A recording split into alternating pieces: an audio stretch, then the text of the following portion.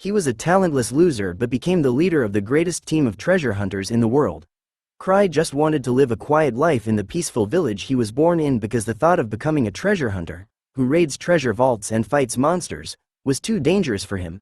However, it was the dream of his childhood friends, who made him swear to become famous treasure hunters together and get respected as heroes. Many years have passed since then, and Krai is a young man living in the capital city, where a huge recruitment drive is being organized by one of the largest clans, named First Steps. Krai quietly joins the queue, and a girl named Ruda begins yapping about how she always goes solo. But she was having some trouble at a treasure vault called White Wolf's Den, so she decided to join a party. Suddenly, one of the guys in the line starts mocking Ruda for thinking that she can clear White Wolf's Den at level 3. She gets angry at Scarface's remarks, and things start getting heated between them. Krai wants no part of this, so he tries his best to camouflage with the wall behind him while a guard comes to break the fight between Ruda and Scarface. Soon, they get inside the tavern, and Krai tells Ruda to ask him anything because he has been to many such gatherings before.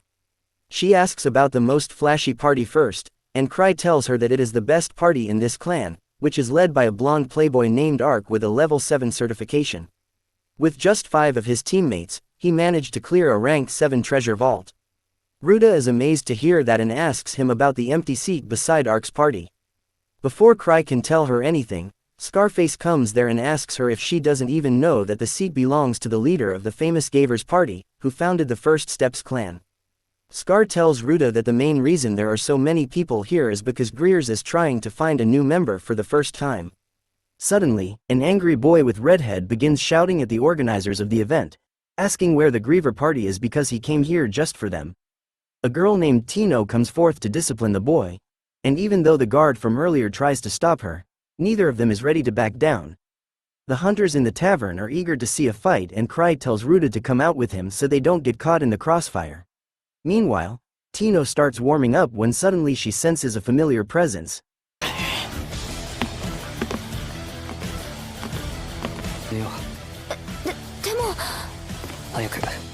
Gibi, 手加減はできないがな。構わない。お姉様に習った。やっぱり来るべきじゃなかった。She completely ignores the redhead and begins looking around. She suddenly notices Krai and heads towards him, ignoring the redhead's attack. Moments later, he gets tackled to the ground by Tino, whose personality has done a 180. She is no longer the mean killing machine but a simp for Krai. She calls him Master, asking, since how long has he been here? Just then, the blonde named Ark comes there and tells Krai that he is late because, until the clan master and the leader of Griever show up, they can't start. Everyone is dumbfounded on learning that the pathetic loser on the ground is the leader of the formidable clan, and Krai just wants the earth to swallow him. At this point, his story started 5 years ago when he formed the Griever party with his childhood friends to achieve their dream. They went to beginner vaults and cleared them quickly. It was only his friends that did all the work, though, and Krai was often clueless and vulnerable. But his friends thought that he was acting as a lure for monsters on purpose. He was the only one without any real skill, and he knew he would become a burden to them soon. That is why he decided to leave the party for the sake of his friends. When he gathered his friends to tell them that he was quitting, they ignored him like my crush ignores me and said that their party doesn't have a leader, so he should take up the post. Krai was shocked that his resignation was converted into a promotion, but he was given no choice. He became the leader of the party, which soon became the strongest in the world. Back to the present, Krai is on his seat, with Ark and Tino next to him, fighting for his attention. Ark then says that Krai must have come late on purpose to mix with the applicants and assess them while hiding his identity. Krai wants to tell him that it is not true and he was just late because he overslept. Then Ark asks if he found anyone suitable to join their party. Krai's attention goes to the violent redhead from before, and he asks him to introduce himself. The boy says his name is Gil, and Krai believes that if Ark's party trains him, he might unlock his potential. He knows that he has no talent in scouting people, but he leaves everything to the god of plot armor as he decides to pick Gil. However, he has a condition before that. Krai says the most important thing for a hunter is strength and the determination to never give up. That is why he will test everyone to see if they are worthy of joining their clan. He declares that ever since he became a hunter, he has never lost once, and everyone is shocked. Well, he has never been in a proper fight either. Krai takes off one of his rings, declaring that anyone who gets it will get his recommendation to join Ark's party. He tosses the ring towards the crowd, and Gil rushes to catch it. But Tino takes action quickly and sends him to the Shadow Realm with a kick from her thick thighs.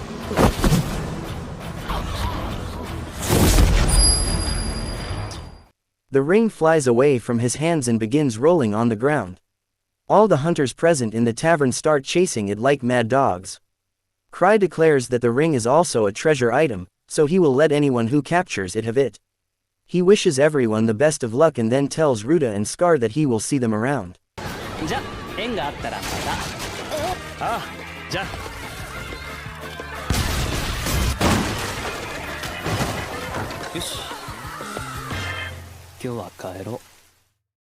The next day, as Krai is chilling in his office, his secretary, Eva, complains about the mess his little challenge caused yesterday and informs him that the Treasure Hunter Association also wants to have a chat with him. Krai wants to send Ark on his behalf, but he is not in the city, and he has no choice but to go there. As soon as he reaches the office, he immediately bows before him and begins apologizing, but Chief Gark is not pleased with this apology. He sends his secretary to give Krai a book containing missions no hunter wants to do because they are either lame or extremely difficult. Krai begins skimming through the book to find an easy mission and then dump it on someone else. He finds a mission in a level 3 vault about rescuing some hunters and immediately takes it, unaware that it is the most dangerous one. Once Krai reaches the clan office, he finds Tino, who is there to show him the ring she won yesterday. He then asks if she is free right now, and Tino thinks it is time for her to get to second base with her master, but he just wants her to do the mission he got from the chief. Tino vanishes from the room like Thanos just snapped his fingers, but Krai uses an artifact that tracks her and ties her down. 6 years ago, when his group went to register as a party in the Treasure Hunter Association, the redhead named Luke kicked the door open and introduced himself as the strongest swordsman in the world. Just after him, the tan girl, Liz, declared that she is the greatest thief. Krai cringed so hard at this that he just wanted to die, but his friends kept embarrassing him some more. He went to the receptionist to fill out the party paperwork reluctantly, and the receptionist asked him to pick a party name and symbol. No one had thought about it before, but then Krai purposely chose the lame name, Grieve, and a poorly drawn skull as their symbol, in the hopes that they'd think he's too cringe to be their leader. Everyone told him that the name and the symbol were crap, to which he responded, saying that he just can't get motivated to be a treasure hunter if the party name is something else. But that made his friends immediately change their tone. They told Krai that he had great naming sense, and they realized it late because they are not as smart as him. Poor Krai had no option now, and that is how the Griever party was formed. Back to the present, Krai stands in front of the 3 treasure hunters who are still processing the fact that he is the leader of Grievers. They question if he is really the level 8 hunter nicknamed 1000 Tricks, which prompts Tino to stand up for him and order everyone to kneel before Master Krai. Krai asks her to stop intimidating them, but the redhead, Gil, clearly says that he looks too weak to be the real deal. Krai ignores this and asks if everyone here is willing to help Tino explore the level 3 treasure vault. Gil refuses to take orders from Krai, and Scar starts fighting with him, asking him to show some respect to the level 8 hunter. Seeing no way out, Krai decides to drop Gil from the team, but Gil suddenly challenges him to a fight and says that he will become his underling if he loses. Krai accepts his challenge but tells him to fight Tino, who is the leader of this team and his representative. He accepts the challenge, and they come to the training hall. Gil tells Krai that once he defeats the girl, he will challenge him, but Krai points out that Tino is a level 4 hunter, just like him. Tino drops her weapons, saying she doesn't even need them, leading Gil to throw his sword away too. Tino lunges towards Gil before he even has the chance to react. He dodges her first blow, but that was just the setup for a powerful kick that slams him into the wall.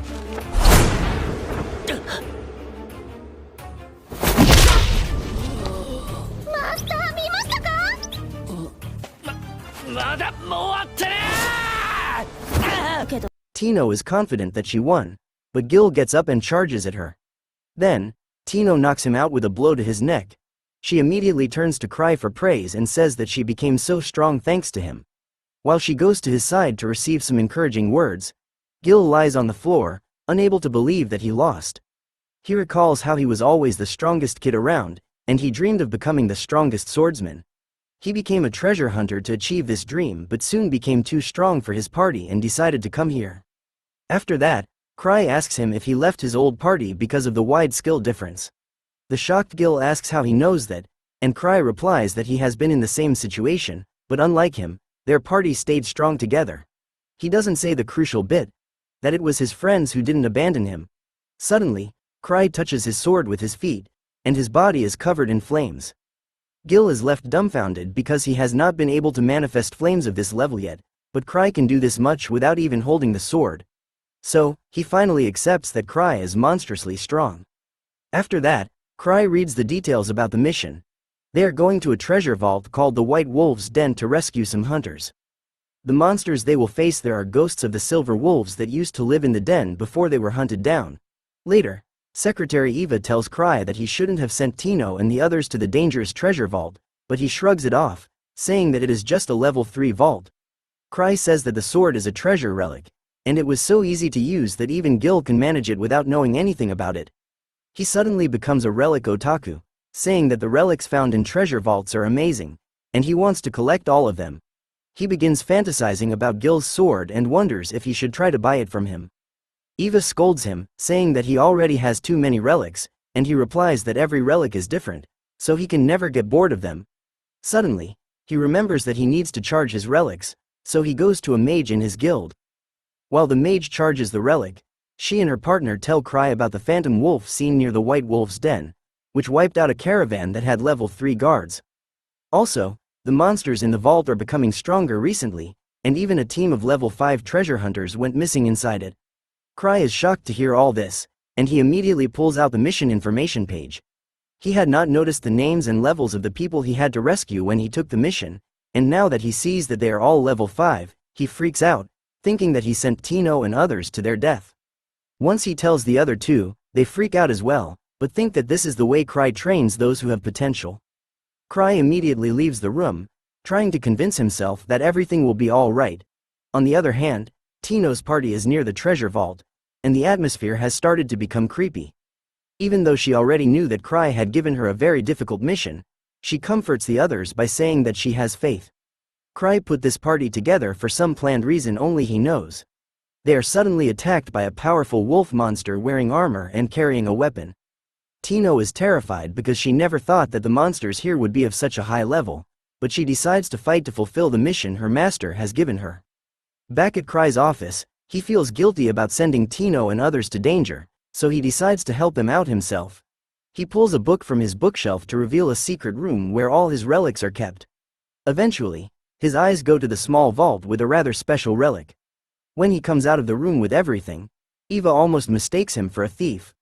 After realizing he plans to help them, she notices a forbidden relic around his neck, but Krai hides it, saying that he is not going to use it because it is too dangerous. He then gets to the window and tells Eva that he will be back soon. He activates the power of his robe and flies away like a bat in the night sky, without knowing that it has no controls and no brakes. Back at the cave, Tino's party somehow manages to kill another monster far beyond the level that they are used to. During that encounter, Gil realizes that the mana in his sword has been completely discharged after Krai unleashed the energy from his sword during his demonstration. Scar seems pretty shaken as well, while Ruda breathes hard from the effort of killing just one monster. Scar thinks that they should head back since they don't have the appropriate people or level to deal with these monsters, but Tino straight up rejects their plans, claiming that Krai sent them over for a reason and there is no way that they are going to disappoint him. She goes as far as saying that Gil's sword being discharged might be a part of his grand plan. With her total belief in Krai, she moves forward, and soon they reach the actual dungeon, where they find these wolf monsters waiting outside with guns and bows. They all hide behind some rocks and discuss their plan. Everyone decides that it would be for the best if they avoided confrontation in the open and tried to enter the cave first. Gil heroically volunteers to distract the doggos while the others run inside. Tino immediately realizes that Gil has the brain capacity of a toaster as she tells him that the wolves will kill him if he tries anything funny. Gil claims that he still has his legendary sword, and even without mana, it is still a formidable weapon. But as the leader of the group, Tino rejects this. She instead decides that she and Ruda will act as distractions while Gil and Scar will attack the monsters from behind.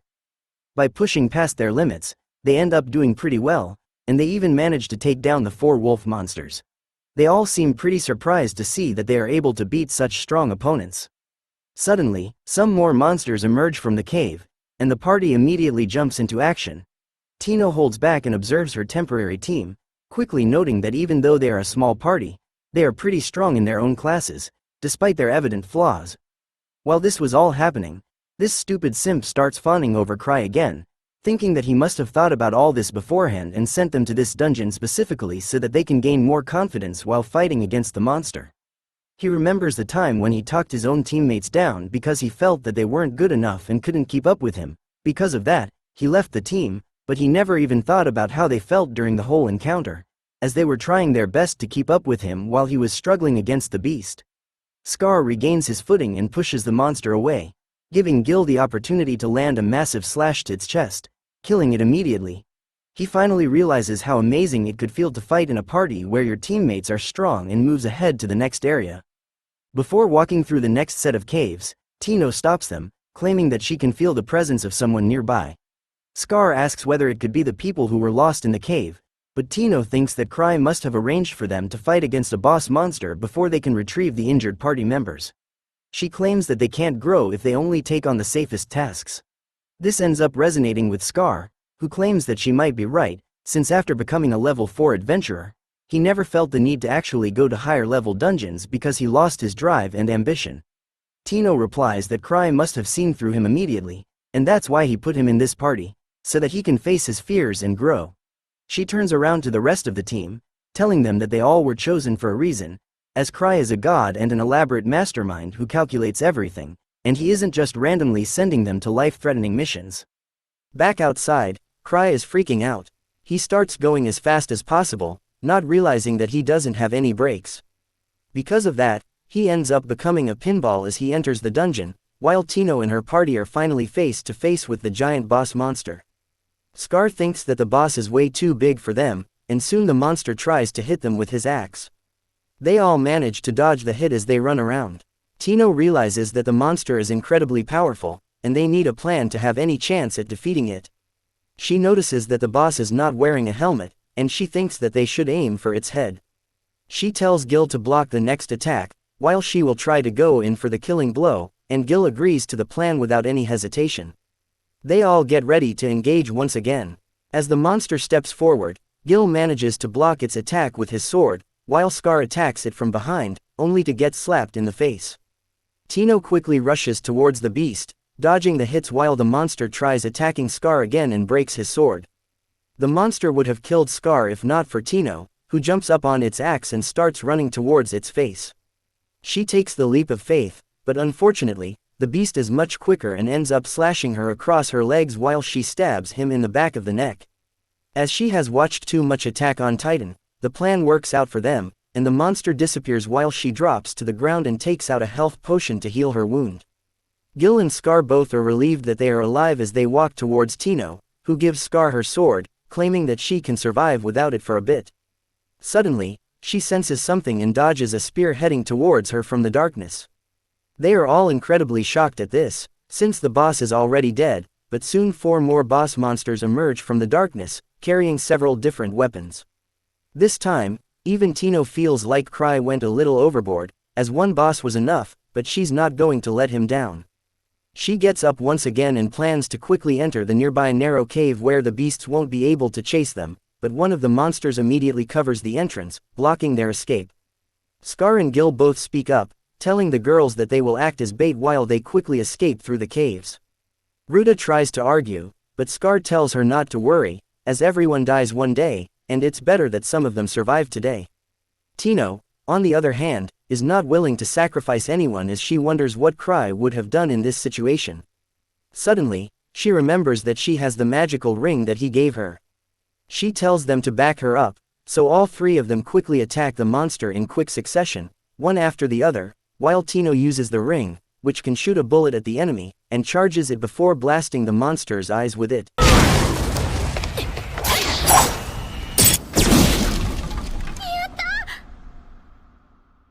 うまいうまい。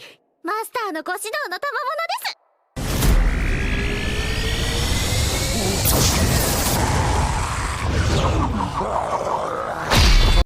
The boss monster starts flailing around while Gil decides to go for the killing blow.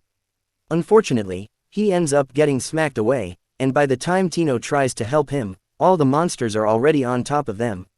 Just when they thought everything was over, Krai bursts into the cave and blasts the monster away into the wall. Tino is surprised to see him here, while Scar realizes that these beasts seem scared of him. One of the monsters tries to attack him, but thanks to Krai's protective relics, nothing happens to him. Krai quickly shoots a magic blast at the monster using his magic rings.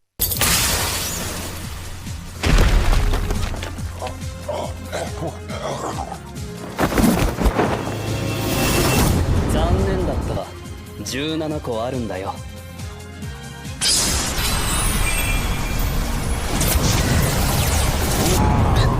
これがレベル8だったのか。思わずカッコつけちゃったけど。The attack blasts the monster into the wall. Once again, he quickly takes out a smoke bomb and uses it to give everyone some cover to run away.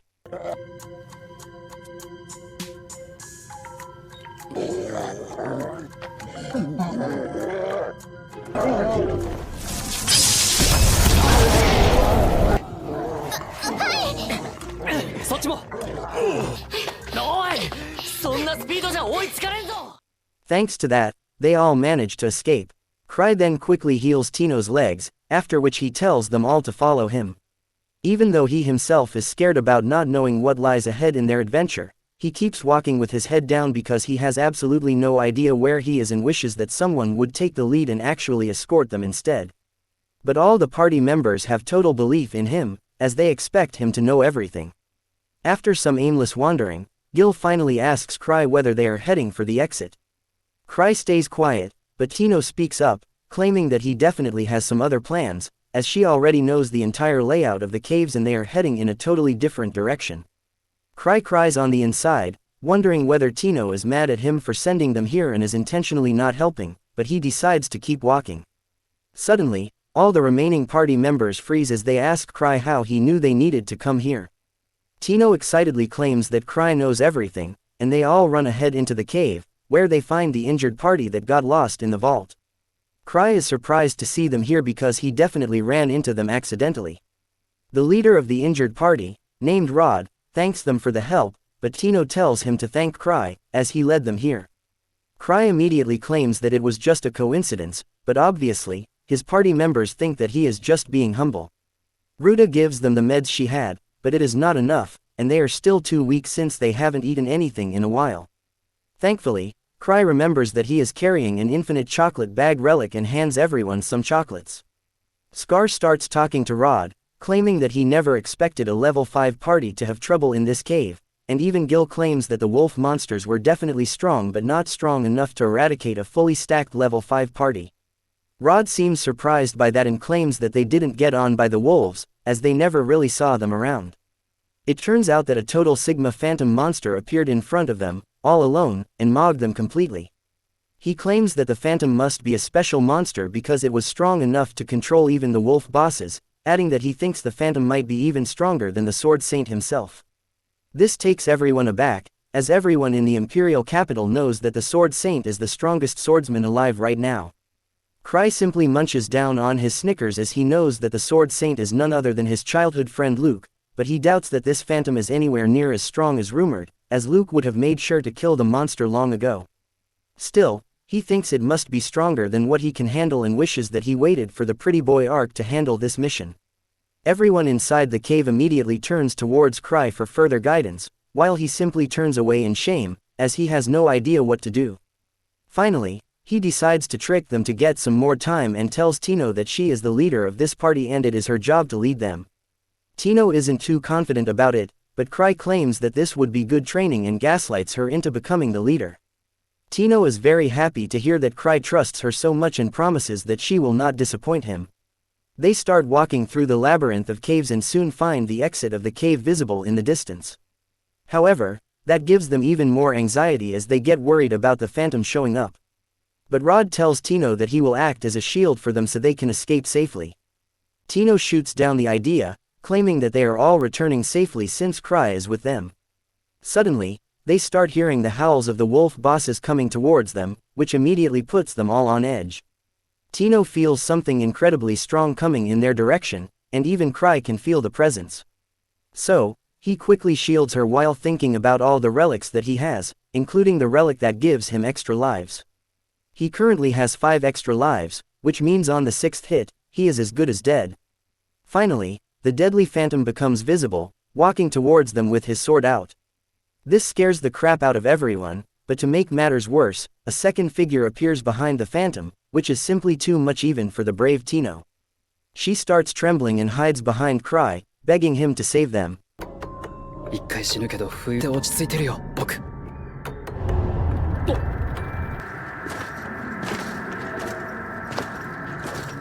やべえ、あいつはやべえぞ。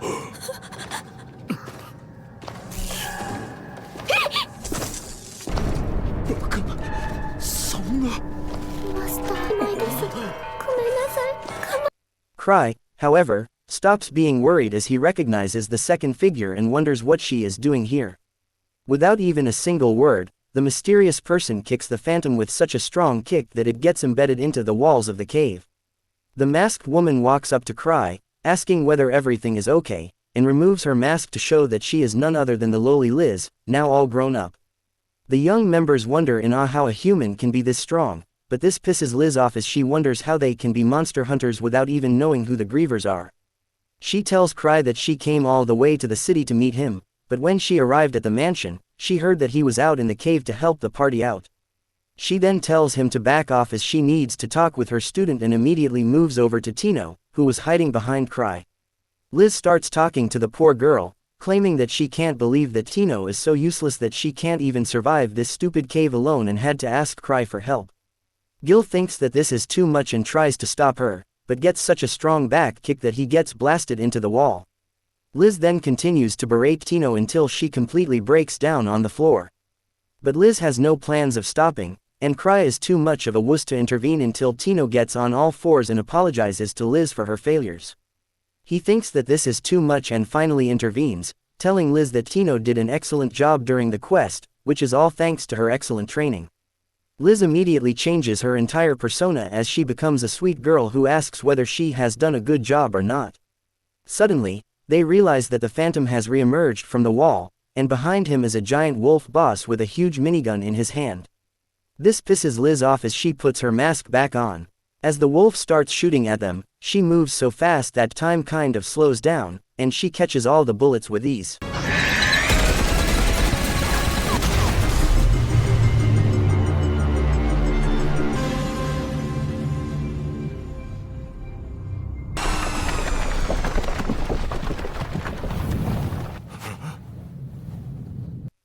Then, she jumps towards the beast and kills it with a single kick to its head. This monster of a woman then turns her attention towards the phantom, who is getting ready to attack her. She casually catches the sword bare-handed, sends the phantom in the air, and then punches him down on the ground. Poor Tino starts crying, and while Krai feels bad for her, he knows better than to get involved, as he doesn't want himself to be manhandled by Liz like the phantom, who finally dies after Liz literally punches through its head. Finally, Liz calms down a little and hugs Krai while claiming that she missed him. They safely escape after that, and the next morning, Gil comes back to the training ground and gives his magic sword to Tino, claiming that he wants Krai to have it, as he is going to train from scratch once again. He wants to become as strong as Liz one day, but the other members don't seem that optimistic about that. Meanwhile, Tino thinks about the strange masks that the Grievers wear. It turns out that Krai put in the order to create those masks for them. One day, Krai begins to look around for the slime that is supposed to be in the capsule around his neck. He got it a year ago from the most talented alchemist in his clan, who often gave her final products to him for safekeeping.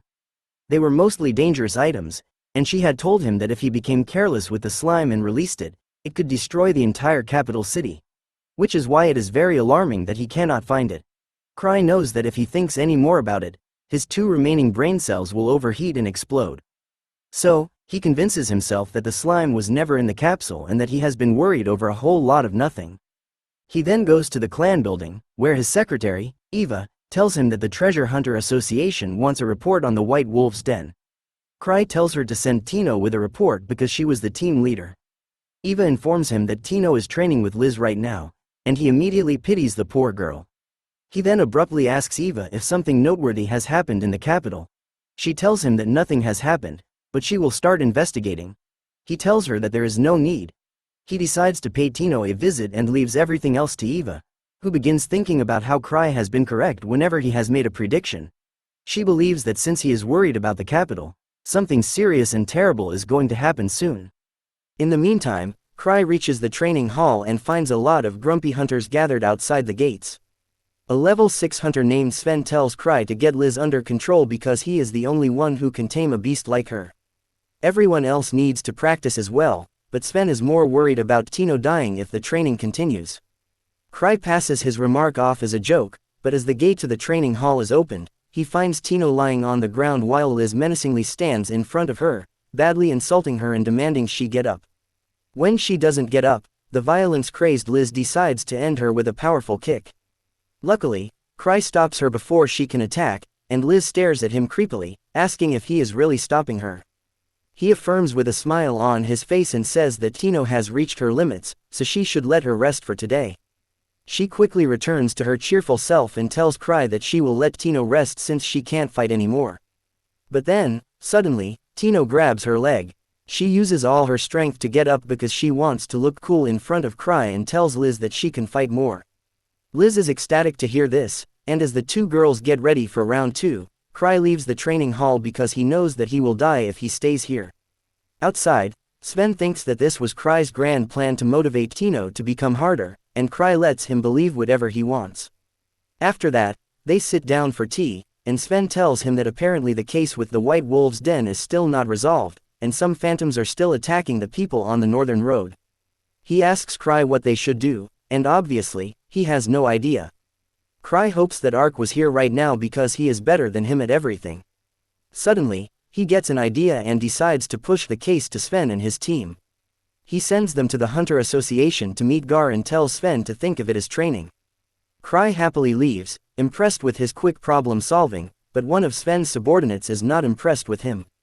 He says that despite being the leader, he has never seen Krai do anything worthwhile.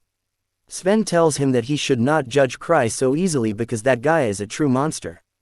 On the other hand, Gar from the Hunter Association thinks the same thing. He believes that while everything seems the same with the White Wolf's Den, Krai must definitely know something because he won't go there without any reason.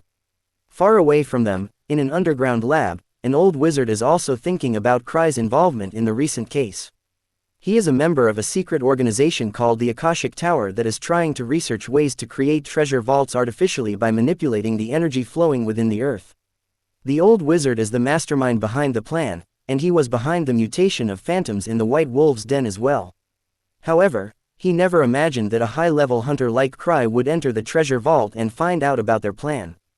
The old wizard deems him a danger and says that they must abandon this location and go to another place to continue their research because they can't fight him without their head of security, who is currently out of town. Meanwhile, Krai has a nightmare about a giant black slime that burns the entire city. He wakes up sweating because the heat from the burning city was too real, but it turns out that the cause of the heat was Liz, who has snuck into his bed.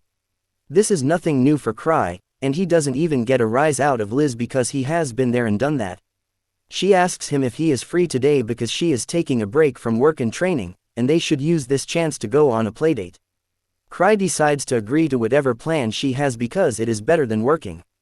However, as they go to the clan building, they are shocked to find Gar, who came here since Krai kept making excuses. He tells Krai that they need to talk, but Liz stands up to him and tells him to clean up his mess himself and stop relying on Krai. Gar grows furious at this and complains about her leaving a high-priority mission incomplete, but she tells Gar to stop disturbing their date. They keep on bickering, and Krai thinks that he is witnessing a roast battle between Gar and Liz. Suddenly, the battle of curses turns into an actual fight, and Krai asks Gar's assistant, Kana, to come upstairs so that at least they can talk like civilized people. He reads a report about the White Wolf's Den and tells the assistant that there was nothing remarkable when he saw it. He says that he is worried about something else but immediately realizes that he slipped and revealed something he should not have.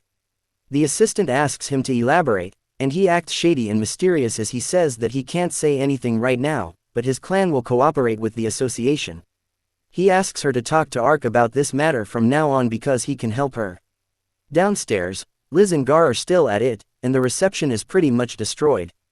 The agile Liz keeps getting the upper hand on Gar, even though they are equally matched in terms of strength. She fools around, telling him that he has grown old and his joints must be making popping sounds when he moves.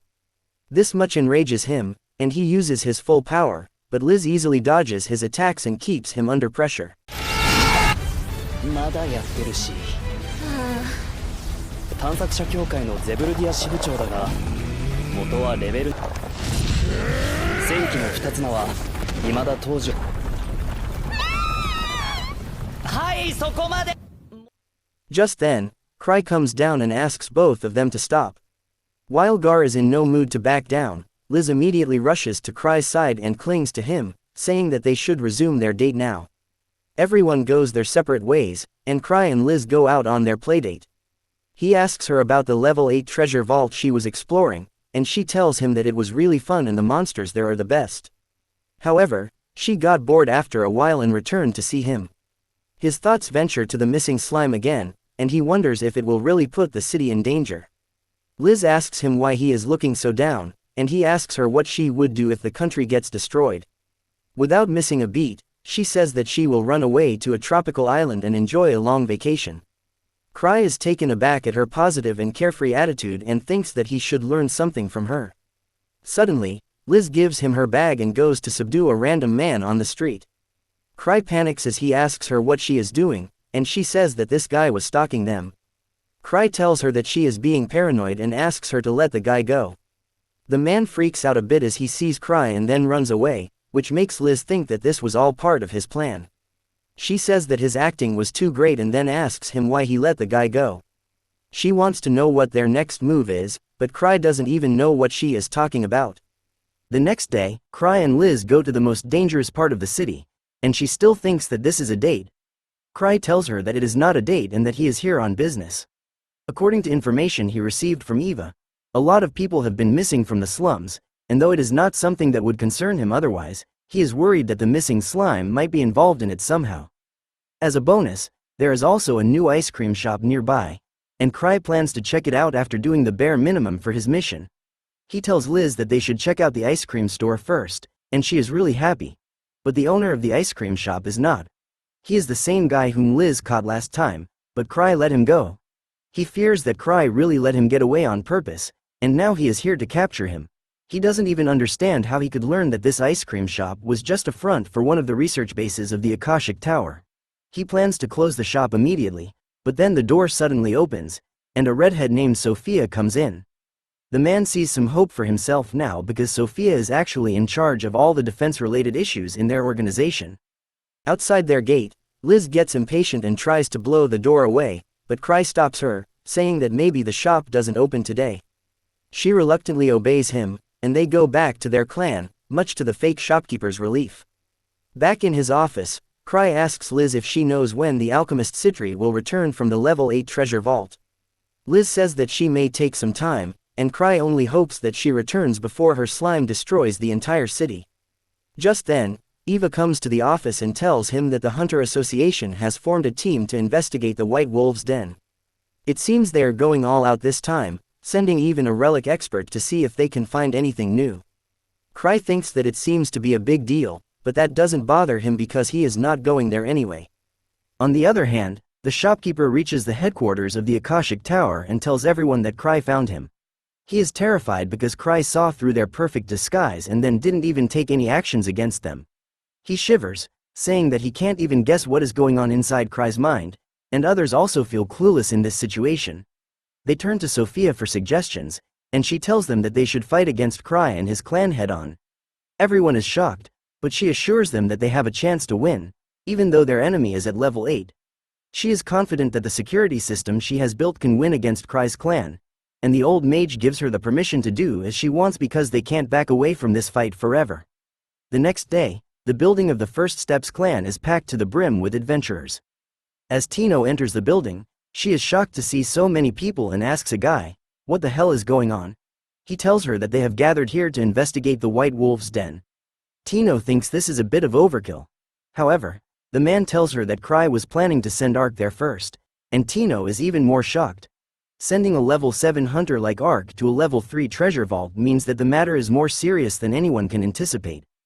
That is why the association and their clan have brought together a large number of treasure hunters to compensate for that.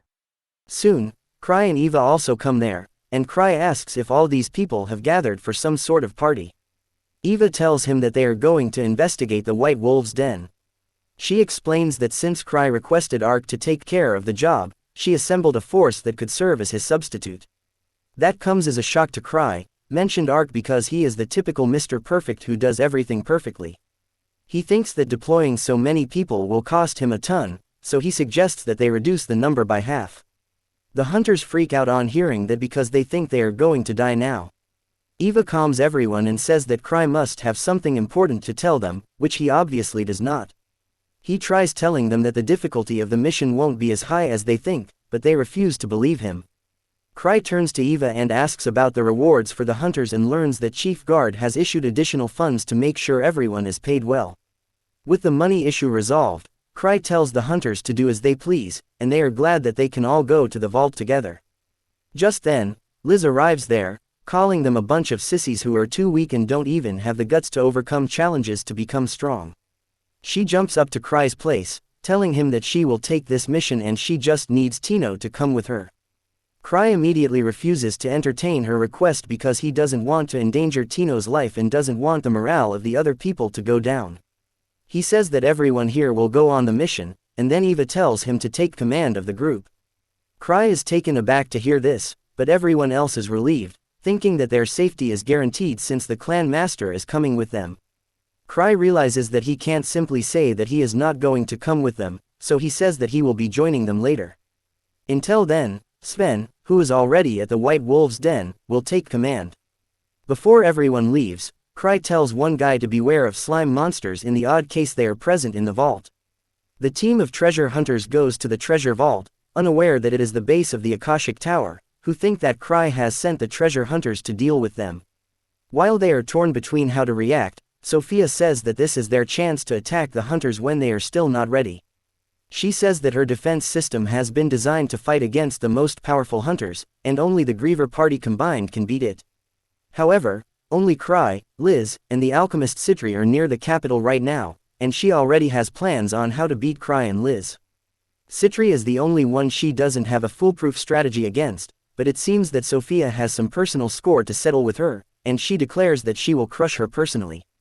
She says that Citri found out their master's theory about creating new treasure vaults, and she has been trying her hand at that too. Sophia says that they can't let her do that and asks Magus for permission to use their entire firepower to stop her. Magus gives her the permission and makes her the commander of their forces for this battle, but his number 2 doesn't seem to be thrilled about it. Above them, Sven and his party don't find anything unusual, but he still believes that Krai sent them here for some special purpose. Suddenly, he gets a call and asks his teammate to blow the emergency whistle to alert the other treasure hunters. Once they get outside, Sven tells them Krai's message about watching out for a slime monster, and the treasure hunters are pissed because they are supposed to be taking orders from a man who doesn't even have the balls to be present on site. Sven tells them to trust Krai's judgment and then recites the story about how he once invited everyone to a flower-watching party and told them to bring their weapons. Just as Krai made the toast, a treasure vault manifested behind him, and everyone realized that he predicted this. The hunters are taken aback by this, and Sven once again tells them that the information Krai gives is more valuable than anything else they can find. Back in Krai's office, Liz is pestering him to give her some work too because she wants to show off her fighting skills in front of him. Krai is already irritated by her behavior and wonders how long he has to tolerate her before the hunters can solve the issue in the White Wolf's den and he can just show his face there at the end. Just then, the alchemist Citri arrives, telling Krai that she is here to help him deal with an incredibly strong and clever organization that can become a threat to the entire world soon. Krai immediately kicks Liz and Tino out of the office as he hears the details about the Akashic Tower from Citri. On the other side of the city, Gar also dons his battle armor to enter the treasure vault and prove that his glory days are still not over. His assistant tries to stop him because he is definitely going to pull some muscles and break his back. Suddenly, Citri comes to see him and share some important information about their true enemies. Back in C's office, he thinks about how Citri was the only other one of their friend circle who was not overwhelmingly strong. She always knew that she wouldn't be able to fight on the front lines and wanted to do something else to support her friends. That time, Krai was the one who gave her the idea of being an alchemist, and that was how she became the greatest alchemist. Citri tells Krai that the slime she created has the ability to rapidly adapt to its surroundings and evolve, but it is an unstable, failed prototype. However, she has made sure that it will never target her or Krai. He freaks out, thinking that the rest of the city is still in danger. He has told Citri that he doesn't know how or when the slime went missing, so she simply believes that it must have come out of the capsule and escaped through the drainage. Krai is a bit relieved that she trusts him blindly, and then Citri says that there is something else she needs to talk about, which can be even more dangerous than the runaway slime. Back in the White Wolf's den, Sven learns from the reinforcements that Krai is not going to join them anytime soon and that he did not allow Liz to come either. Sven is relieved that he didn't send the wild Liz here and then decides to give all the treasure hunters a pep talk. He asks them if they are prepared to fight a slime, and all the hunters reply that even kids can defeat slimes and they don't need to worry about them at all. Well, Sven knew this would happen, and he curses Krai for not giving them more helpful information. Just then, one very ugly hunter decides to go into the vault because he thinks coming up with strategies is for weaklings. Everyone mocks him, and Sven says that he can happily become the first victim of the monsters, and they will learn something from his death. The ugly hunter calls them a bunch of sissies as he heads inside, and then someone timidly raises her hand to ask a question. The redhead looks a lot like Sophia, the defense head of Akashic Tower, but she claims to be an alchemist belonging to C's clan.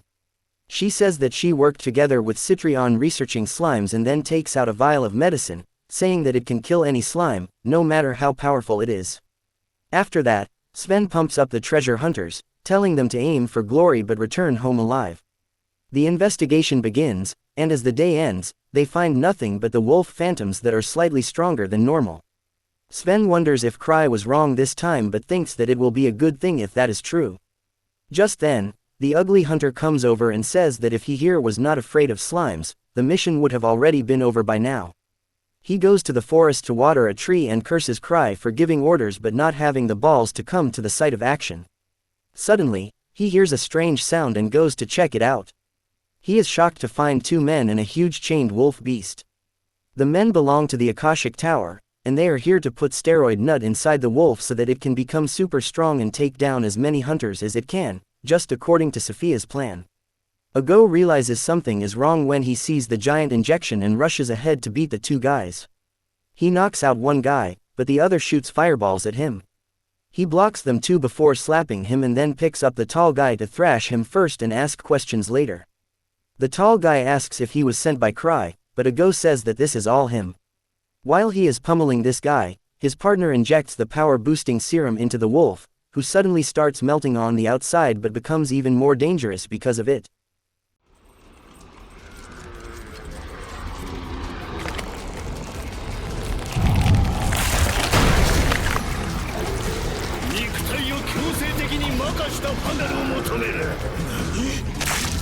The two guys declare that this monster will seek the greatest amount of mana nearby and absorb it to become even stronger.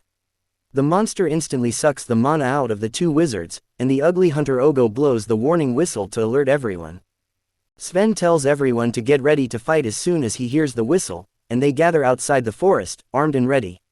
Soon, Ogo comes running, severely injured and missing an arm, as he says that Krai was right the entire time and a powerful slime monster is present in the forest.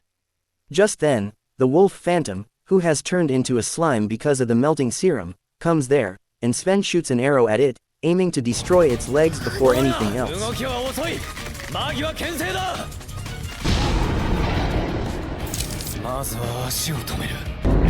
The magicians blast fire and ice attacks at the wolf's slime, but nothing phases it.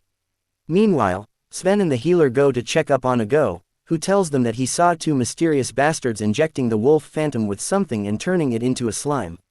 The wolf slime comes out of the magic barrage unharmed, and Sven decides to try physical attacks. He aims his bow at the slime and rapidly fires half a dozen arrows, but they don't do any damage to the wolf slime.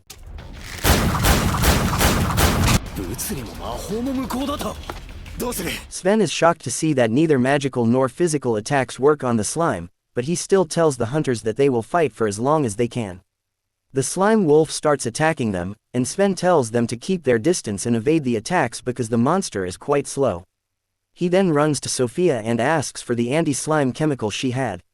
She tells him that the slime should self-destruct if it touches the medicine, and Sven takes up the mission to make sure that happens. He starts running as he tries to lure the wolf slime, who suddenly leaps at him. Sven quickly plants the vial in the ground and gets to the side. The wolf slime falls on the vial and breaks it, and as it touches the chemical, numerous explosions take place inside its body. Everyone thinks that this will be the end of the fight, but the wolf slime eats up the explosions and still survives. Sven is disheartened because the wolf didn't turn out to be a slime after all, or it would have died. The armored guy next to him says that Krai said it was a slime-like creature and not a slime, and Sven begins cursing him and the Grievers. Suddenly, Citri arrives there to help because she literally begged Krai to put her in charge of the White Wolf's den. She tells Sven that the reason they can't harm the wolf's slime is because its dense mana is acting as a barrier. She is interested in this unique monster she has never seen before, but one quick look at it and she figures out exactly how the wolf phantom melted and turned into a slime. She approaches the dangerous monster, casually dodging its attacks as she realizes that it is hunting people with the most mana to restore its body to normal. She pities it, thinking that it is someone's failed experiment, and decides to mercy kill it. She throws a vial at the slime wolf and asks Sven to shoot it. He accurately shoots down the vial in the wolf slime's head. With that, she tells him that it was anti-metal that nullifies the monster's defenses. Just then, Gar also arrives there in his full battle gear, and Sven gets taken aback on seeing him like this. Citri explains that she asked Gar for a lift earlier because, unlike her sister Liz, she couldn't just run all the way here. That doesn't clear Sven's questions, so Citri tells him that she has an idea about what just happened and who is behind it. She leads everyone to a camp where she explains the existence of Akashic Tower and its leader, Master Magus. The big-shot office worker-looking guys say that Magus was banned from the imperial capital long ago, and she asks them if they really think bans are useful. She tells them that this vault is the base of the Akashic Tower, and Not Sophia suggests that they might have a lot of important equipment here. Citri really knows this girl, and she affirms, saying that it is true, and to stop anyone from finding their research, Akashic Tower is preparing for battle. She is determined to stop them in their illegal and dangerous experiments, and for that, she asks everyone to follow her. She says that she is not Krai, but she will still try her best. Later, as everyone gets ready for the fight, Sven's assistant says that Citri seems quite courageous. He asks him not to underestimate that girl because she uses the fact that she is weak to utilize any means possible to win. In that sense, she is as much of a monster as the other Grievers. On the other hand, Liz is grinding on C's lap while asking him to let her go and help Citri because she is the weakest, but he firmly refuses to entertain her tantrums. Deep inside the White Wolf's den, in the hideout of the Akashic Tower, one of the Magus subordinates are reading an instruction manual left behind by Sophia. She has written that they should release the captured phantoms one by one, but the men don't agree with that because it would make it easier for the hunters to defeat them. Even though their master has given full authority to Sophia, the men think that a woman knows nothing about war, and thus they must take charge of the situation. They decide to ignore her instructions and launch all the phantoms at the same time. Outside the cave, Citri and other adventurers are interrogating the two members of the Akashic Tower they have captured. Citri promises to let both of them go free if they can tell her the location of their master, Magus. The two men are ready to sacrifice their lives for their master, but that was actually a trick question, and Citri just wanted to confirm that Magus was indeed the mastermind behind the whole operation. She tells the two prisoners that they can do it the easy way or the way she likes. They refuse to talk, so she pulls out a truth serum to use on them. But the government officials have the book of law stuck inside their heads, and they tell her that using things that can manipulate other people's minds is against the law.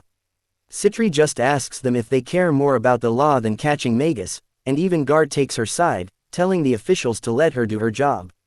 She assures everyone that she was just playing mind games and that the truth serum is just some fresh drink. She drinks it all, and nothing happens. Then, suddenly, a loud roar rattles the camp. Everyone goes outside and finds a giant wolf slime coming towards them. This time, it is red and faster than the previous one. Citri says they will need to analyze the barriers around it to destroy it, and for that, she needs the tankers to stand in front of the monster and endure its attacks. Despite being terrified, a tanker does as she says, and the monster instantly sends his shield flying. Citri then commands the magicians to attack the wolf slime from all sides while she figures out that its magic barrier makes it immune to close combat attacks. She wonders how they can deal with it when, suddenly, a blue wolf slime arrives. 方向は右回り。部位によって近接触の天敵ですね。俺の斧もあの切れを待つか。いえ、あの体積とマナマテリアルの厄介すぎるぜ。クライがアークをよ一点に集中させて連続で放てば、あるいは魔力種貫通できる。だが技術的に非常に高度。Everyone panics and thinks that they should retreat immediately, but Citri says that she never knew the Akashic Tower had such incompetence in charge when it is supposed to be an organization of researchers. She tells everyone to stop attacking and retreat to safety, and just then, the two monsters come face to face. They begin pummeling each other, and Citri explains that the wolf slimes go after the enemy with the most amount of mana, which makes them attack their own teammates. Soon, more wolf slimes appear, and they begin fighting among each other while the two prisoners are shocked to see their powerful weapon fail. Back inside their base, Magus lectures the men who made this mistake and didn't even stop after seeing the first two monsters fighting each other. Sophia is in touch with them through a communication device, and she says that they can't do anything about the monsters now, but they have more tricks up their sleeve. However, she tells everyone that the situation outside has changed because Citri and Gar have joined the hunters. Magus, quietly panicking upon hearing Gar's name, listens as Sophia says that they still have a good chance to win. She says that retreating is not an option because the hunters have two of their men as prisoners, and even if they don't speak, Citri will find out the location of their base sooner or later. She says they should lure the enemy to their base before they can get ready for it and then destroy them all with a master's trump card. First, she wants to deploy a crazy strong beast called Malice Eater to overwhelm the hunters, but since it is still in training mode, someone needs to take control of it. She tells Flick, who screwed up the last task, that this is his chance to show his full potential and asks him to control the Malice Eater to round up all the hunters. Flick is taunted by her words and swears before Magus that he will lure the hunters to the base. Back at the base of the treasure hunters, Sophia watches Citri busy with work and begins thinking about how Citri was always a genius who had no competition. She was awfully motivated and hardworking, and Sophia often felt insecure about being in her shadow. Suddenly, Sven approaches her and snaps her out of her thoughts. He begins talking about how her anti-slime medicine didn't work on the monster earlier because it wasn't a slime, and Krai should have told them more details. He then quickly changes the topic and asks her why the two prisoners are staring at her, because, as far as he is concerned, she is not the most attractive in this camp. Sophia says that she has no idea about that, and Sven tells her to come to him if anything happens. Soon after that, Citri figures out the location of the Akashic Tower base by analyzing the terrain and the flow of mana in the region. Everyone is surprised, and then Citri asks the prisoners if her guess was right. Their panicked reactions are enough to confirm her theory, and they immediately call out to the redhead alchemist to free them, calling her Sophia. The hunters ask what they are talking about, and Citri says that Sophia is her archenemy and a student of Magus. She has tried to find her for a long time but could never find more than a trace. She believes that capturing Sophia and Magus is absolutely necessary to destroy the Akashic Tower, and she plans to settle the score with Sophia for good this time, not far away from them. Krai, Liz, and Tino are approaching the base. Liz basically dragged him all the way here, and Krai thinks that he is going to die because his relics are not fully charged and he doesn't have enough safety rings either. Back at the camp, the hunters are heading to the Akashic Tower's base, and Ogo tells Citri that if he had put faith in Krai's words earlier, he wouldn't have broken his arm. He is eager to know more about Krai, and Citri says that he is the man who will become a level 10 hunter one day. Ogo is surprised to hear this, but after everything that has happened today, he believes that Krai is just so strong. Citri says that Krai is strong, but even if he were weaker than a rabbit, he would still be the best treasure hunter among them. Just then, lightning passes through the clouds, attracting everyone's attention. The very next moment, a powerful lightning bolt shoots directly at Citri. It was shot by the guy named Flick, who is riding the flying lion monster while boasting about his ultimate spell that can kill anyone instantly. He gets down to the ground where all the hunters have been knocked out and says that now he will prove to the master that he is better than Sophia. To his shock, Citri suddenly gets up and says that she is used to this level of spells because there are worse things she has experienced in high-level treasure vaults. Flick freaks out because it was his ultimate spell, but then Citri shoots Sven with a water gun, instantly healing him. 想像力というものが足りないのです。 He charges at Flick and knocks him out before attacking the lion monster, which easily knocks him back. It attacks him, but then suddenly, Gar comes there and slashes the monster in half with his axe, while Citri heals everyone with the water gun. Back in the base, Magus is furious because Flick only took one of the monsters with him when he was supposed to take all of them. His subordinates tell him that Flick's ultimate attack was useless and the hunters are still coming towards their base. They want Magus to escape while they hold off the hunters, but he is opposed to that idea. He declares that they still have a trump card in Sophia. Until both have lost, they cannot abandon their base. He says that watching over the battles of his disciples is his duty, and everyone is moved to tears. Magus commands them to keep fighting with all their strength, and his subordinates swear that they will win. Meanwhile, Citri and the others have found the entrance to the enemy base, but Sven doesn't think they should go in without preparation. Gar tells him that he has all the preparation they need. He asks Citri and Sven to trust him. They began charging towards a cave, only to face off against members of the Akashic Tower, who are ready for battle. They ride flying lions, but this is a diversion to buy time for Magus, who activates a powerful weapon in his lab, a stone golem that emerges and is described as the greatest weapon of the Akashic Tower. Confident in its power, Magus believes it will be unbeatable. Outside, Gar faces off against the golem, blocking its attacks with all his strength. Meanwhile, the other treasure hunters are busy fighting the flying lions and trying to maintain morale. ダメです。ここには非戦闘員もいます。無理をす。くそ。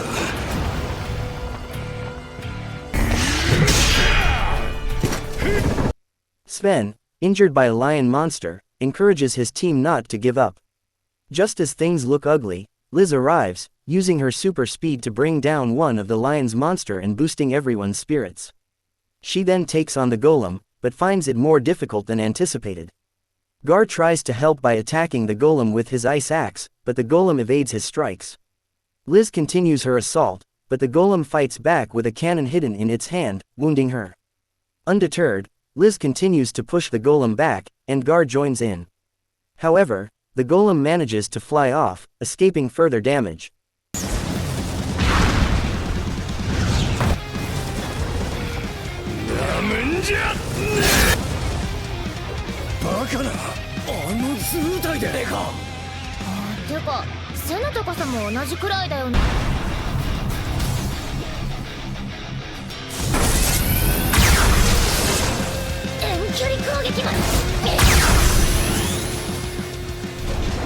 くてよかったですね。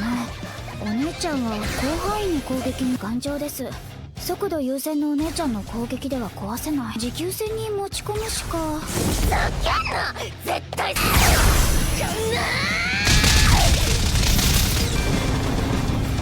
ける。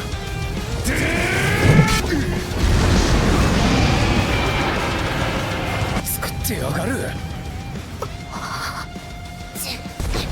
At this point, Krai arrives on the scene, completely unfazed by the giant golem. His calm demeanor and unbothered attitude surprise everyone, and he easily repels the golem with a single motion, despite not even being able to see it due to his night vision lenses running out of power. なるほど。もう終わりですね。そうだね。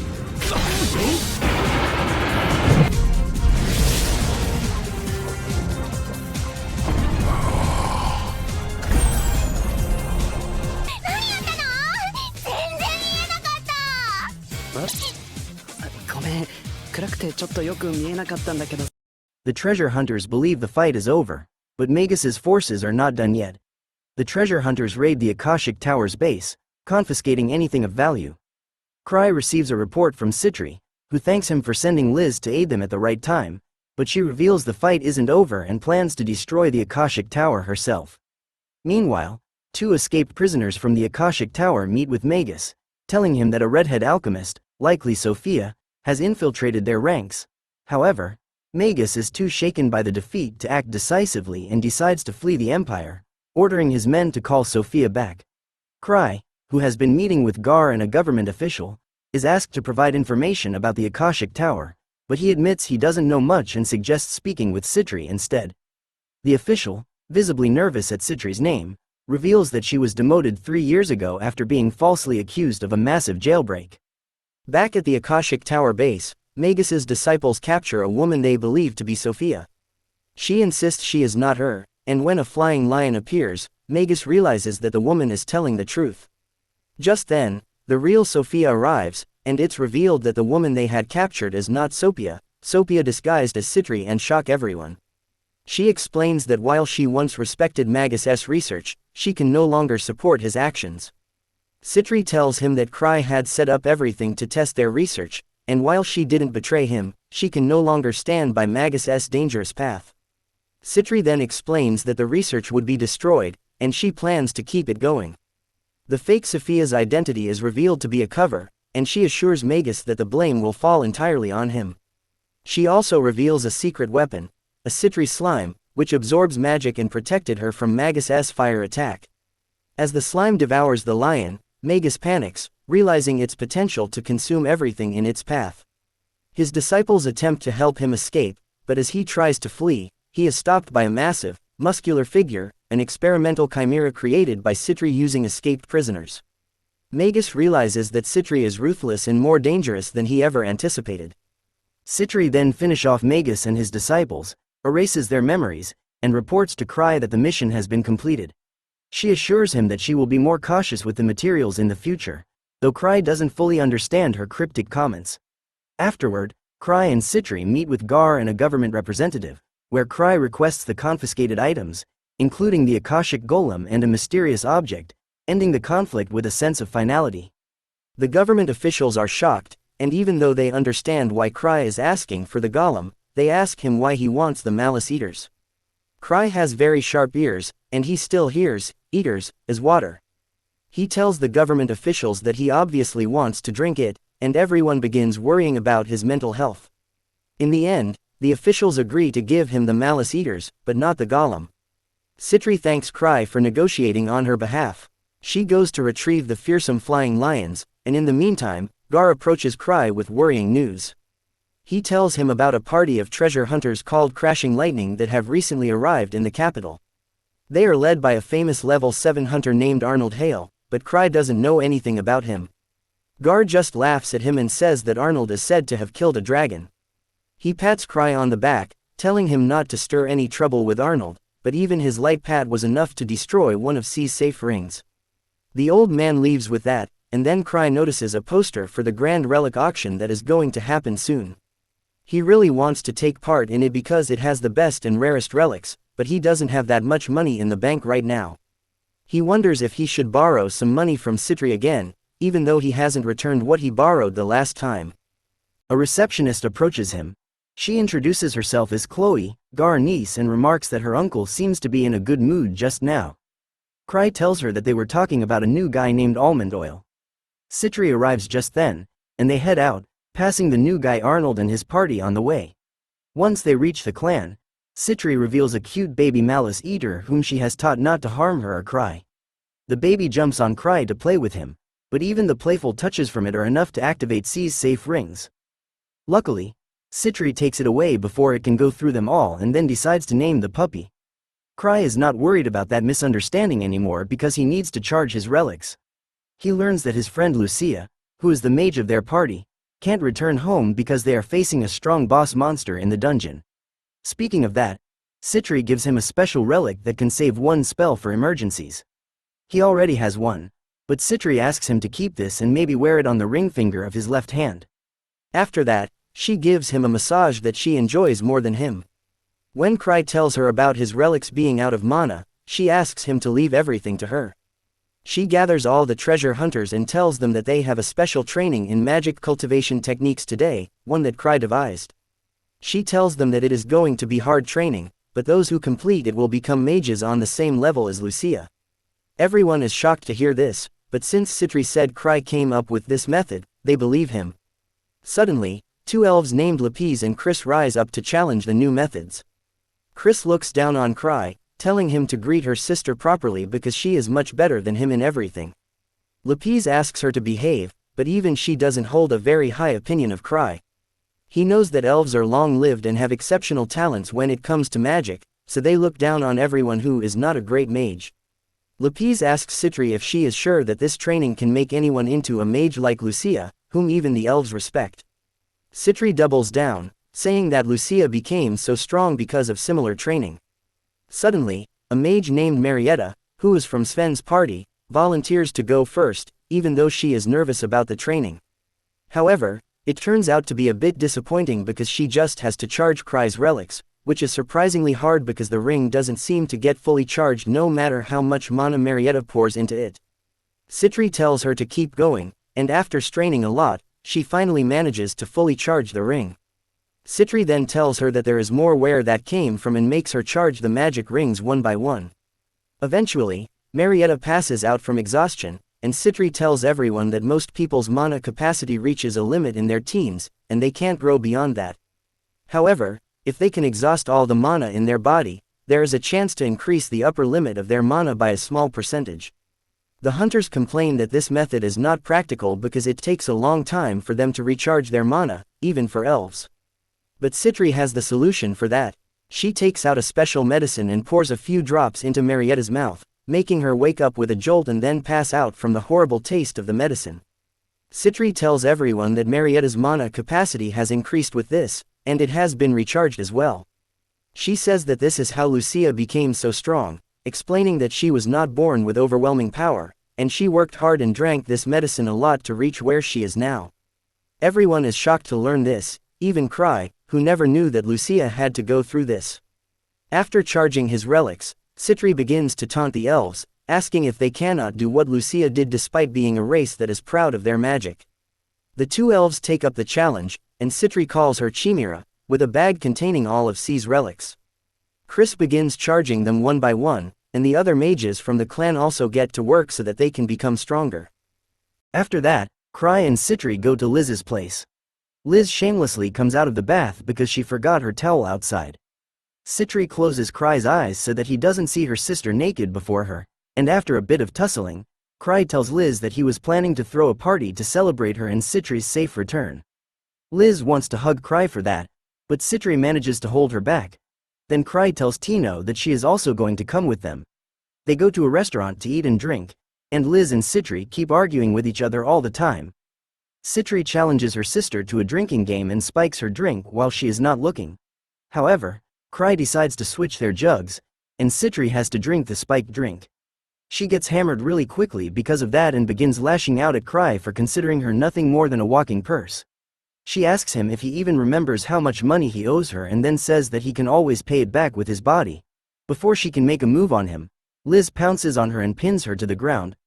Suddenly, they hear a commotion, and it turns out that one of the treasure hunters bumped into the guy called Arnold, who has a short temper to match his pride.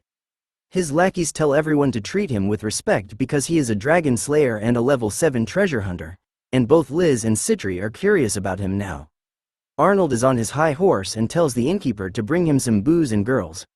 Suddenly, Liz walks towards him, saying that she is here to fulfill both his requests. Arnold calls her a brat and tells her to head home, but to his shock, Liz pours the drink on his head.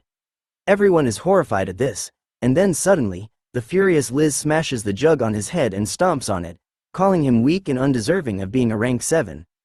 Arnold is too furious to even make a move, but then Krai comes there and takes Liz away before apologizing to Arnold for her drunk behavior.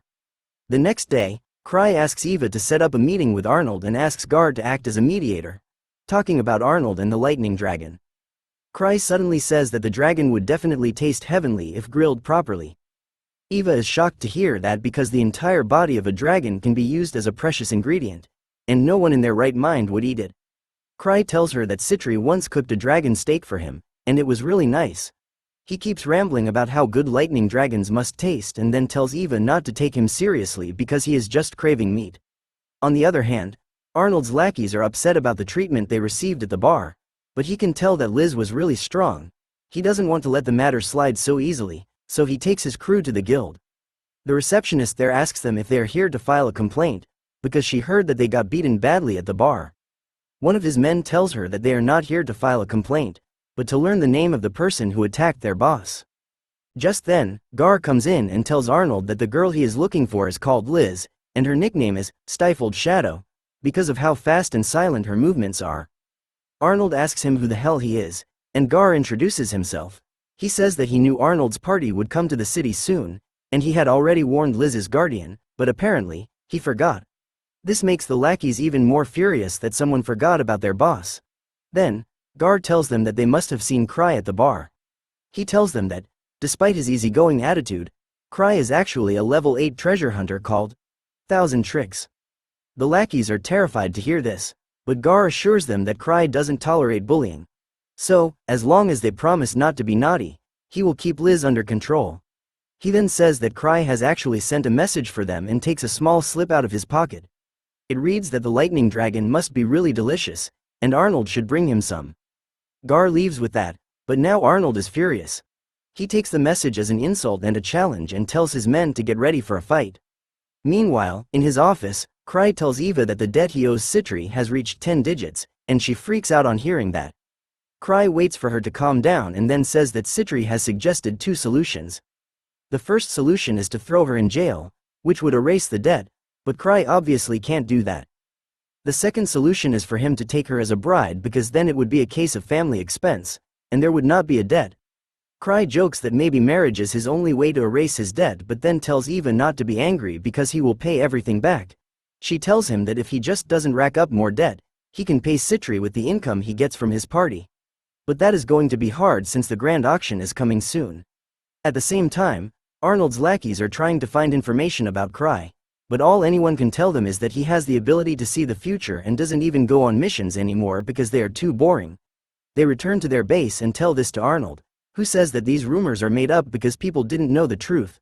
However, he can't deny those rumors since Krai is a level 8 hunter after all. He thinks that Krai must be a strategist who achieved that rank by commanding his party. Arnold doesn't think that Krai is weak, but he is confident that Krai can't match a level 7 fighter like himself. Meanwhile, Krai is trying to forget his debt by enjoying the sun when suddenly Tino leaps into his balcony because she thought he was smiling at her. She eagerly asks him what she can do for him, and Krai jokingly tells her that he needs some money. She is dejected to hear that but still offers to lend him some money from her savings. Krai says that he won't take anything from her because he owes a 10-digit debt to Citri. Tino is shocked to hear that, but as Krai tells her that the debt can just go away if he marries Citri, she immediately coughs blood, thinking that Citri is trying to monopolize him. Krai tells her that it was a joke and then asks her to come on a walk to lighten their mood. On the way, Tino suggests that he go to some high-level vault and find some relics that will earn him a lot of money, but Krai doesn't want to die trying. At the same time, Arnold and his party are looking for his clan's building, and they are shocked when they see him alone in front of them. Krai remembers them from the bar, and the men get ready to beat him up. Tino tells them to bring it on, but they ask her to step aside because they have no business with her. Suddenly, Krai apologizes to the party for what Liz did and says that he is ready to go down on his knees if they would like it. Tino can't let that happen, but Krai shuts his mouth, saying that they should really not fight here. Tino frees herself and then tells the party that Krai is not fighting them because he is worried that he might accidentally hurt weaklings like them. Krai tells her to stop, but she doesn't and keeps insulting Arnold's crew, which makes him really angry. He shoots her off to end things peacefully, and then Krai says that if they are going to fight anyway, they should do it boldly. He goes to the middle of the main street and gains everyone's attention, hoping that there will be some of his clansmen there, but there are none. One of the guys tells him to stop wasting time, and Krai tells him to be patient, calling him Hunter A. The man is shocked because apparently, that is his real name, and he asks Krai how he knew it. Arnold tells him to stop falling into the enemy's trap. He confronts Krai, saying that he knows Krai rose to level 8 through luck and the power of his friends, and he is really weak by himself. Tino takes offense to that and tells Arnold that she will not let anyone slander her master. Arnold sees the fire in her eyes but knows that she is far from her full potential right now. Tino turns to Krai, asking him for permission to fight for his honor. Krai tells her to go ahead. Even Arnold is nervous because he thought Krai would do the smart thing and stop the girl, but he says that since Tino wants it, he will respect her wishes. Tino starts attacking Arnold, who just blocks her attacks. Meanwhile, Krai looks around to see if any strong person from his clan is coming.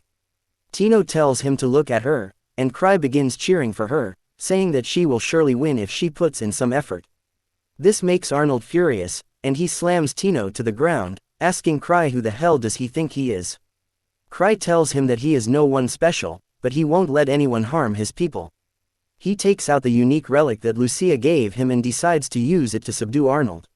He remembers the time he asked Lucia to create a wide-range spell that could subdue an enemy without harming them and also didn't target any bystanders. Lucia told him that it was an impossible request, but in the end, she came up with just the spell Krai needed. Now, he uses that gravity magic to pin Arnold and his men to the ground.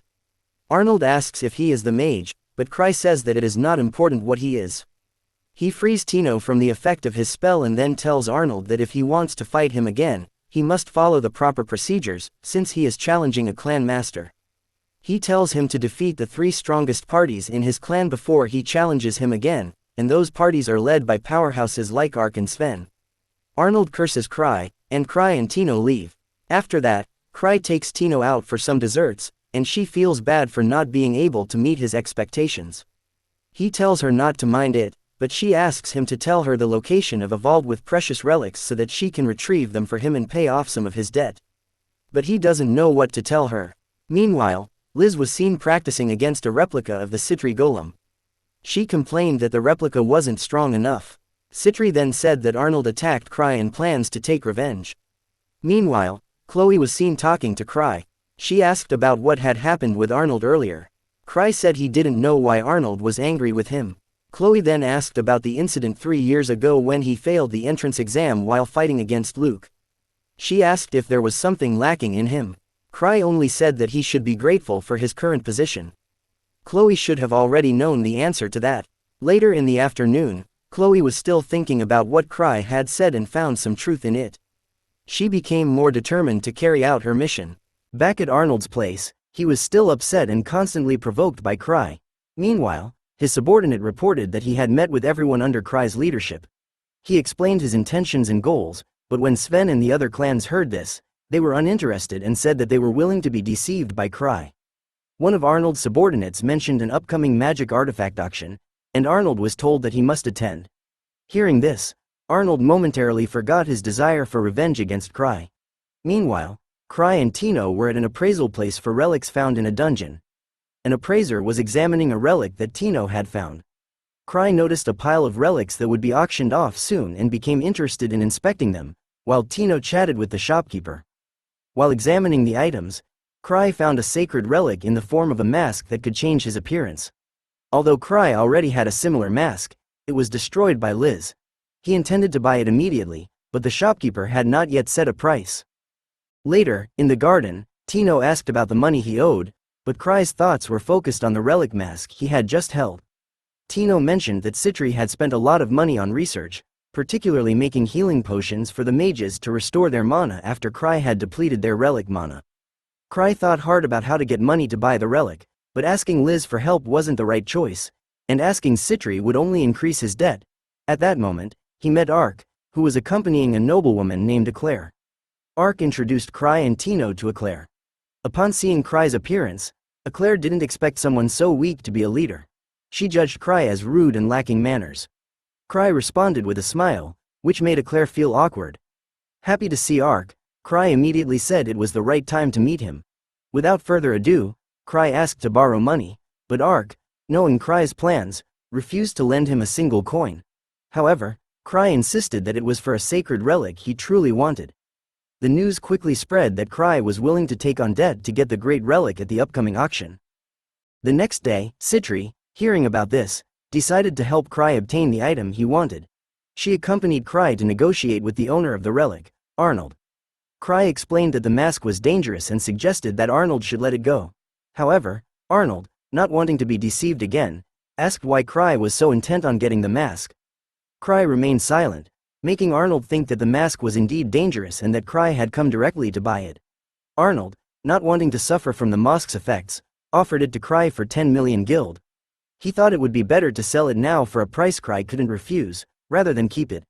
As Citri was about to pay, other visitors to the place where they were negotiating also expressed interest in buying it for a higher price. Finally, Eclair appeared and bid 100 million guild for the mask. Back at Krai's place, Eva explained that this was the result of the debt Krai had taken out with Ark some time ago. The government decided that the mask would be auctioned according to procedure. Eva advised Krai not to borrow money again. Citri then arrived with 800 million guild in savings, which she intended to use for when she and Krai eventually married. Eva, frustrated with Citri's actions that had led Krai into debt, left them arguing, while Krai simply wished to live a life full of love and peace. Citri then suggested they visit Eclair's residence. At Eclair's residence, she welcomed Krai for daring to come directly to her home. Eclair immediately compared Krai to Ark. However, Krai responded by saying that he was nothing compared to Ark. Eclair, feeling insulted by Krai's words, couldn't accept his remarks, which she saw as an insult to Ark. Citri then added that she had 200 million guild, more than Eclair, and said that Eclair should give up. Eclair reported this to her father, who immediately supported her, stating that if she lost, it would tarnish their noble family name. She had to win against Krai at the auction. The next day, Krai set off accompanied by Citri and Liz to the auction house. There, he met Ruda, Gil, Scarface, and Tino, who came alone. The visitors quickly realized that Krai was interested in one of the auctioned items, which meant it was a rare and extraordinary artifact. He instructed Tino to represent him during the auction. As the event progressed, Krai, being a relic enthusiast, still had the desire to buy other relics, but he focused on the reverse mask he wanted. However, the other items being auctioned made it hard for Krai to control himself. One of the auctioned items, an Akashic golem, a result of Citri's research, was about to be sold. Citri, surprised to see it, caught Krai's sympathy, and he began to bid on it. The auction price surged dramatically due to Krai's bidding. However, just as the golem was about to fall into Krai's hands, another bidder paid a higher price. It turned out to be Greg, who had accidentally raised his hand because Tino had called out to him. During the auction, Krai, feeling exhausted, decided to leave. When the coveted relic he wanted finally came up, he remembered that Eclair had intended to give it to Ark. The next day, Krai spoke with Ark and explained that the relic Eclair had won was dangerous. He urged Ark to take the mask immediately and advised him not to bring any weapons with him. Meanwhile, at Eclair's residence, her father felt that spending so much money just to see Krai's greatness was a waste. Eclair, feeling like she had disappointed her father because of her personal ambition, regretted winning the sacred relic without even knowing its purpose. She felt weak, but suddenly, the power of the mask activated and began to attack Eclair. She remembered hearing Arnold and Krai's conversation, where they warned that the mask was dangerous, and now, those words were proving true. When Ark arrived at Eclair's residence, he heard a commotion.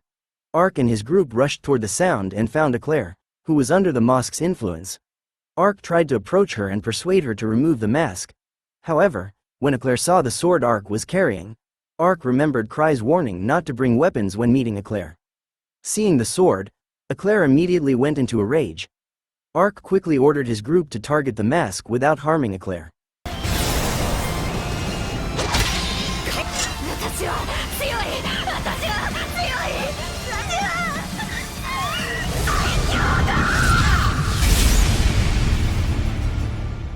Meanwhile, Arnold was pleased with the sale of the mask.